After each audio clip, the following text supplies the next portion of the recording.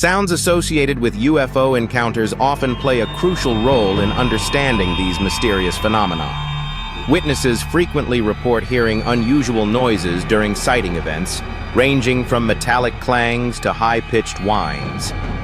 These auditory experiences can indicate the presence of advanced technology, which may not conform to our conventional understanding of sound.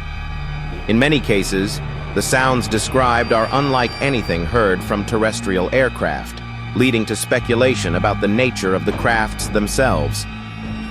Some researchers suggest that these sounds could be a byproduct of electromagnetic fields generated by UFOs, affecting the surrounding environment. Moreover, sounds can have psychological impacts, contributing to feelings of awe, fear, or even paralysis during encounters.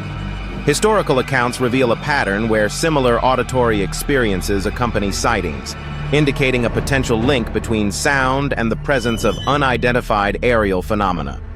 These connections provoke questions about the implications of sound as a communicative or transformative element in these encounters. By studying these reported experiences, we can glean deeper insights into the nature of UFOs and their interactions with humanity, bridging the gap between the known and the unknown.